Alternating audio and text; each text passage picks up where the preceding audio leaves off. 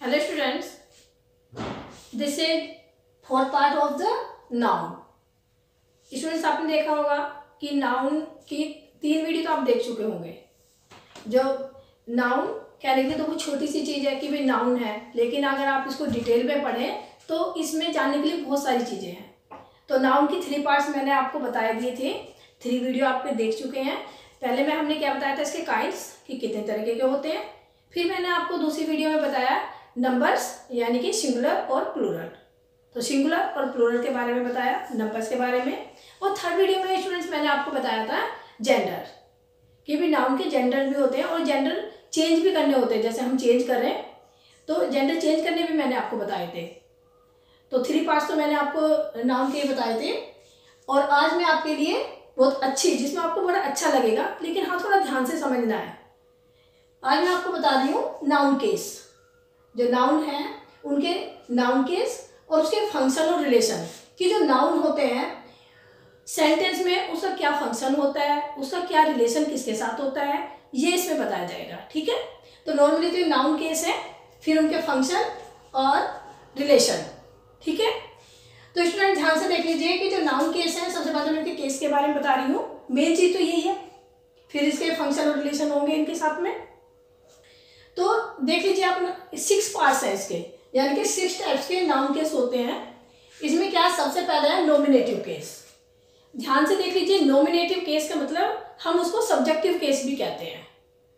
Nominative case यानी कि subjective case, एक ही बात है। कोई नॉमिनेटिव केस कहे और कोई सब्जेक्टिव केस कहे, बात एक ही है। ओके, दूसरा आपका ऑब्जेक्टिव केस। ऑब्जेक्टिव केस यानी कि जो सेंटेंस में ऑब्जेक्ट होगा, ऑब्जेक्टिव केस, वो तो मैं आपको डिटेल में बताऊंगी इनके बारे में। और अभी थोड़ा सा इंट्रोडक्शन दे दूँ इनका सबका आपको। और ऑब्जेक्टिव केस में 2 टाइप्स के होते हैं, इनडायरेक्ट ऑब्जेक्ट और डायरेक्ट ऑब्जेक्ट। वो जब मैं इसका एग्जांपल बताऊंगी तो डिटेल में आपको बताऊंगी। फिर आपके होते हैं पजेसिव केस। जो पजेसिव केस होते हैं यानी कि भाई ये चीज उसकी है, ये मेरी है। पजेशन किसका है, उस पर अधिकार किसका है उस चीज का। मान लीजिए मेरा पेन है तो अधिकार मेरा है, इस टाइप से होता है, वो मैं आपको डिटेल में बताऊंगी तब। फिर है नॉमिनेटिव ऑफ एड्रेस। इसमें किसी को एड्रेस किया जाता है यानी कि बुलाया जाता है। ठीक, फिर आपका केस इन अपोजिशन। अपोजिशन का मतलब है जस्ट बराबर में, यानी कि एक 2 चीजें लिखी जाती है उस पर्सन वो एक ही होता है। उसका पहले नाम बता दिया, फिर उसकी पोस्ट वगैरह बता दी, कुछ भी बता दिया, लेकिन वो 2 चीजें एक ही पर्सन को डिनोट करती हैं, एक ही पर्सन के बारे में बताती हैं। ठीक, तो उसको हम बोलते हैं केस इन अपोजिशन। फिर लास्ट पार्ट है आपका कॉम्प्लीमेंट ऑफ अ वर्ब।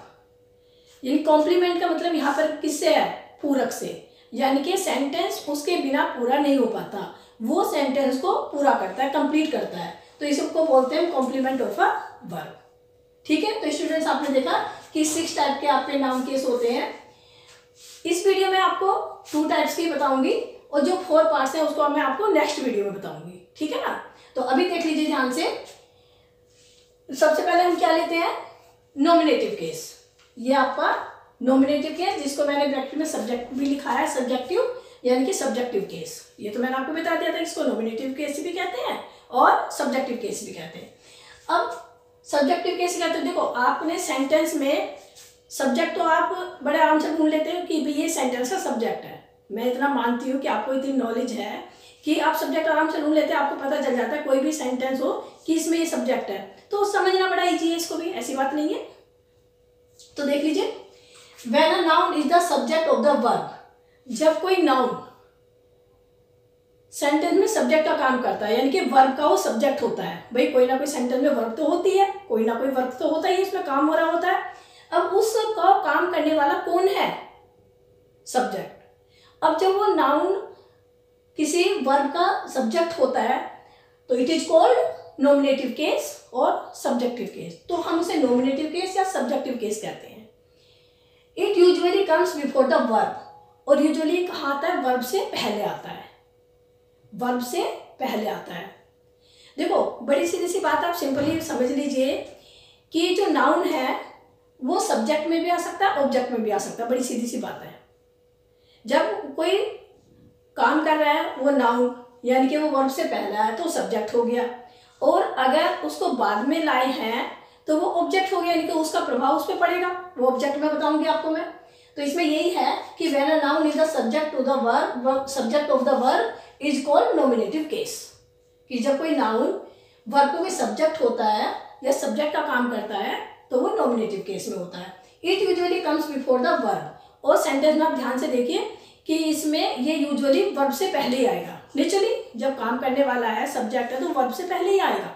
ठीक है, अब एग्जाम्पल से क्लियर हो जाएगा आपको, देख लीजिए। फर्स्ट एग्जाम्पल मैं ले रही हूँ, रमेश राइट्स अ लेटर। अब देखो इसे ध्यान से, रमेश राइट्स अ लेटर। अब क्या है इसमें, राइट्स क्या आपकी वर्ब, क्या लिखा उसने, लेटर। अब देखो Ramesh writes a letter, verb क्या है, राइट्स, इसका सब्जेक्ट क्या है, रमेश। अब जो रमेश है ये इसका सब्जेक्ट हो गया, क्योंकि अभी मैंने कहा था ना, it usually comes before the verb. अब ये वर्ब है और इससे जस्ट पहले रमेश आया है, तो ये सब्जेक्ट हो गया, यानी कि इसका ये सब्जेक्ट है। यानी कि आप इस सेंटेंस में कह सकते हो कि जो रमेश है वो सब्जेक्टिव केस है। ओके, क्लियर, यानी कि सब्जेक्ट और नाम आ गया उसका, तो सब्जेक्टिव केस हो गया वो। ठीक, वैसे आप सेंटेंस में अगर मैं नॉर्मली भी पूछती आपको, अब सब्जेक्टिव केस ना भी नाम देती मैं, नॉमिनेटिव केस ना देती, अगर मैं नॉर्मली आपसे पूछती कि इस सेंटेंस में सब्जेक्ट कौन सा, तो आप बता देते रमेश। तो ये रमेश जो है यही नॉमिनेटिव केस है। ठीक है, दूसरा एग्जांपल भी ले लीजिए, टिया इज अ गुड गर्ल। टिया जो है एक अच्छी लड़की है, गुड गर्ल है। अब टिया इसमें क्या, सब्जेक्ट, और इसमें जो है ये हेल्पिंग वर्ब का काम करें, जो लिंकिंग वर्ब है। तो जो लिंकिंग वर्ब है उससे पहले आया ये, तो इसमें जो गुड गर्ल कौन है, किसके बारे में, टिया के बारे में, तो ये हो गया सब्जेक्ट। तो इसको एक टिया जो है ये सब्जेक्टिव केस हो गया। तो नॉर्मली अच्छा हम कैसे ढूंढे इनको, हम सब्जेक्टिव केस को या नॉमिनेटिव को कैसे ढूंढे, तो इसमें एक ये है हु। आप सेंटेंस में हु, कौन, कौन करके क्वेश्चन कर लीजिए, जो आंसर आएगा वो आपका सब्जेक्टिव केस है। अब इसमें जैसे देखिए रमेश राइट्स अ लेटर, अब मैं कहूँ who writes a letter, answer क्या होगा, Ramesh, so it is subjective case. Tia is a good girl, तो मैं कहूँ who is a good girl, answer is Tia, तो Tia is a subjective case, और you can say nominative case. Clear, अब आपको समझ में आ गया कि सेंटेंस में जो सब्जेक्ट होता है वही सब्जेक्टिव केस होता है। सिंपल लैंग्वेज में आप ऐसा समझ सकते हैं, और ये वर्ब से पहले ही आता है। ओके, अब चलिए आप सेकंड टाइप पर, जो आपका ऑब्जेक्टिव केस है, ऑब्जेक्टिव केस ये पे सेकंड टाइप। अब ये क्या होता है, कोई भी नाउन बाद में भी आता है, जब बाद में आएगा तो ऑब्जेक्टिव केस। भाई आपने देखा सब्जेक्ट और ऑब्जेक्ट, ये तो मालूम ही है, सब्जेक्ट हमेशा स्टार्टिंग में आता है, ऑब्जेक्ट बाद में आता है, ये तो मालूम ही है। अब देखो कितना इजी पड़ेगा आपको समझना। ऑब्जेक्टिव केस, अब देखिए ध्यान सुन लीजिए, when a noun is the object of a verb it is called objective case. जब कोई noun, when a noun is the object of a verb, जब कोई नाउन वर्ब का ऑब्जेक्ट होता है। मैंने कहा था जब कोई नाउन वर्ब का सब्जेक्ट होता है तो सब्जेक्टिव केस, यहाँ कह रहे हैं जब कोई नाउन ऑब्जेक्ट का वर्ब का ऑब्जेक्ट होता है तो वो क्या होता है, objective case, it is called objective case. कहने का मतलब वही है कि जब वर्ब से पहले आएगा तो सब्जेक्टिव केस, वर्ब से बाद में आएगा तो ऑब्जेक्टिव केस। आप सिंपल लैंग्वेज में ऐसे भी समझ सकते हैं।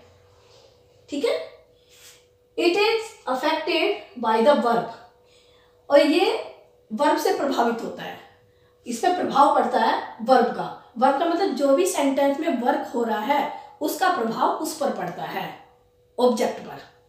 समझ रहे हो, अफेक्टेड का मतलब प्रभावित होना है, यानी कि प्रभाव पड़ना। It is affected by the verb, sentence में जो भी वर्क हो रहा है, जो भी काम हो रहा है, उसका प्रभाव ऑब्जेक्ट पे पड़ता है। मैं आपको एग्जाम्पल के थ्रू बता दूंगी फिर आपको। It may be noun, pronoun और फ्रेज। अब ये जो ऑब्जेक्ट है ये कोई नाउन भी हो सकता है, ये कोई प्रोनाउन भी हो सकता है, और कई बार ये फ्रेज भी हो सकता है। Phrase is a group of words, कि दो तीन वर्ड्स का ग्रुप होता है, उसको हम फ्रेज बोल देते हैं। नॉर्मली आप फिलहाल समझ लीजिए नाउन और प्रोनाउन, कि कोई ऑब्जेक्ट जो होता है नाउन भी हो सकता है और प्रोनाउन भी हो सकता है। क्लियर, तो इतना आपको समझ में आ गया कि जब सेंटेंस में जो ऑब्जेक्ट है, सेंटेंस में वो ऑब्जेक्ट का काम करता है, वर्ब की ऑब्जेक्ट का काम करता है, रिलेशन किसका, उसके साथ वर्ब का, और वर्ब के ऑब्जेक्ट के रूप में वो काम करता है। और ये किससे प्रभावित होता है? वर्ब से। जो भी उसमें सेंटेंस काम, जो भी सेंटेंस में वर्क हो रहा है उससे प्रभावित होता है। और ये नाउन, प्रोनाउन या फ्रेज कुछ भी हो सकता है। ओके, अब देख लीजिए एग्जांपल देख लीजिए इसमें। Rahul broke the chair. Sentence very simple sentence, Rahul broke the chair. अब क्या है? ये है वर्ब, सेकंड फॉर्म है। ये काम क्या हो रहा है? तोड़ना। ये सेंटेंस क्या कह रहा है? Rahul broke the chair, Rahul ने चेयर तोड़ दी। ओके, अब इसमें काम क्या हुआ? वर्ब क्या है? ब्रोक, तोड़ दी। अब क्या तोड़ दी? चेयर। अब चेयर जो ये इसका ऑब्जेक्ट हो गया। भाई इसको जो वर्ब है, जो काम हो रहा है, प्रभाव किस पे पड़ा? चेयर पे। अफेक्टेड कौन हुई इससे? चेयर अफेक्टेड हुई। जब उसने तोड़ा तो चेयर तो टूटी, प्रभाव तो चेयर पे पड़ा ना, तो ये इसका ऑब्जेक्ट हो गया। अब अगर हमें इसमें ऑब्जेक्ट ढूंढना पड़े तो हम क्या कहेंगे? ये कह रहा राहुल ने चेयर तोड़ दी, तो मैंने कहेंगे राहुल ने क्या तोड़ दिया? वोट। वोट करके हम क्वेश्चन कर लेंगे कि राहुल ने क्या तोड़ा, आंसर क्या मिलेगा? चेयर। तो ये ऑब्जेक्ट हो गया इसका। ठीक, नेक्स्ट एग्जांपल लेंगे आप। टीना राइट्स एन एसे। टीना ने एसे लिखा। अब वर्ब क्या है आपका? लिखना, राइट्स। अब इसका प्रभाव लिखने का किस पर पड़ा? एसे। जब उसने लिखा तो क्या लिखा? एसे लिखा। इसका प्रभाव इस पर पड़ा तो ये हो गया ऑब्जेक्ट उसका, एसे। ये आपका ऑब्जेक्ट हो गया। अब हम इसको क्वेश्चन मन में कर सकते हैं एक सेकंड के लिए। भाई टीना ने क्या लिखा? आंसर इज एसे। तो क्या हो गया वो? ऑब्जेक्ट। सब्जेक्ट ढूंढने के लिए हमने हु किया था। देखो ये बात ध्यान रखने वाली बात है। सब्जेक्ट के लिए हमने पूछा था कौन। जब हम कौन पूछा उसका आंसर जो भी आएगा that is subject, subjective case हो गया। और जब हम ये कहें कि क्या किया उसने, क्या लिखा, क्या तोड़ा, तो उसमें क्या हो जाएगा? वो हो जाएगा ऑब्जेक्टिव केस, यानी कि उसका ऑब्जेक्ट। ओके, अब ध्यान से देखेंगे। Some sentences have two types of object. कुछ सेंटेंस में टू टाइप्स के ऑब्जेक्ट होते हैं। इसको थोड़ा ध्यान से सुन लेंगे। कुछ सेंटेंस में टू टाइप्स के ऑब्जेक्ट होते हैं, यानी कि दो ऑब्जेक्ट भी होते हैं। एक सेंटेंस में दो ऑब्जेक्ट होते हैं और वो कई बार टू टाइप्स के होते हैं, अलग अलग टाइप्स के होते हैं। अब देख लीजिए एग्जांपल, इससे क्लियर हो जाएगा। He gave Rahul a book. देखो मैंने यहाँ पे ये बताया था ऑब्जेक्टिव में इनडायरेक्ट ऑब्जेक्ट और डायरेक्ट ऑब्जेक्ट, यानी कि टू टाइप्स के होते हैं, दो तरह के ऑब्जेक्टिव केस होते हैं, इनडायरेक्ट ऑब्जेक्ट और डायरेक्ट ऑब्जेक्ट। कैसे याद रखेंगे इसको? जो इनडायरेक्ट ऑब्जेक्ट है वो लिविंग थिंग, जितने भी लिविंग थिंग होते हैं उन्हें हम इनडायरेक्ट ऑब्जेक्ट बोलते हैं। और अगर नॉन लिविंग थिंग और नॉन लिविंग थिंग तो आप जानते ही हैं भाई, ये तो है ही कि इतना तो आपको मालूम ही है कि लिविंग थिंग और नॉन लिविंग थिंग। अगर ऑब्जेक्ट में लिविंग थिंग यूज हुई है, लिविंग पर्सन है, लिविंग है, तो उसको हम इनडायरेक्ट ऑब्जेक्ट कहेंगे।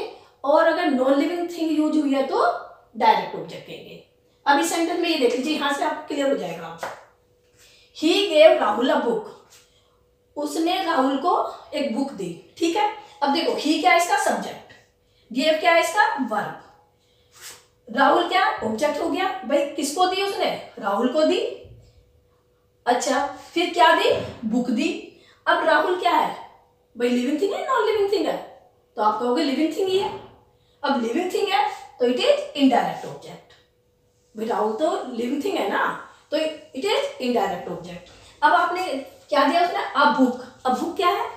आप कहेंगे नॉन लिविंग थिंग। जब नॉन लिविंग थिंग है it is a direct object. ये डायरेक्ट ऑब्जेक्ट हो गया।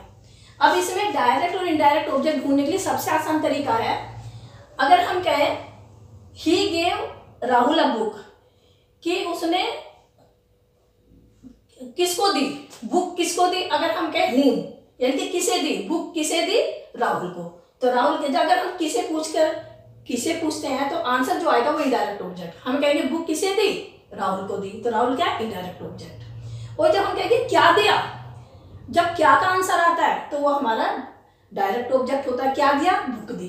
बुक दी तो ये तो नॉन लिविंग थिंग है, नॉन लिविंग थिंग है तो डायरेक्ट ऑब्जेक्ट। बड़ी सीधी सी बात है, इसमें याद रखना है कि लिविंग थिंग है तो इनडायरेक्ट ऑब्जेक्ट और नॉन लिविंग थिंग है तो डायरेक्ट ऑब्जेक्ट। बस इतना ध्यान रखना। आप इस तरह भी आंसर कर सकते हैं कि मैं क्या हूं, अगर मेरे लिए कोई चीज आ जाए तो मैं क्या हूं। अगर मैं ऑब्जेक्ट केस में आ जाऊं, ऑब्जेक्टिव केस में, तो मैं क्या हूं भाई? मैं तो लिविंग थिंग हूं, यानी कि मैं अपने लिए क्या यूज करूंगी? Indirect object. मैं इनडायरेक्ट ऑब्जेक्ट हूं। और जो नॉन लिविंग थिंग है वो सारी डायरेक्ट ऑब्जेक्ट है। ऐसे ध्यान रख लेंगे आप। नेक्स्ट एग्जांपल देख लेंगे। टिया गेव मी अ मोबाइल। अब देखो यहाँ पे टिया गेव मी अ मोबाइल। टिया ने मुझे मोबाइल दिया। अब देख लीजिए, दिया क्या है, इसमें सब्जेक्ट है, गेव क्या है, इसके वर्ब है। अब मी देख लीजिए, ये तो मी तो प्रोनाउन है, मैंने कहा था इसमें ये नाउन भी हो सकता है, प्रोनाउन भी हो सकता है। ऑब्जेक्ट आपका नाउन भी हो सकता है, प्रोनाउन भी हो सकता है।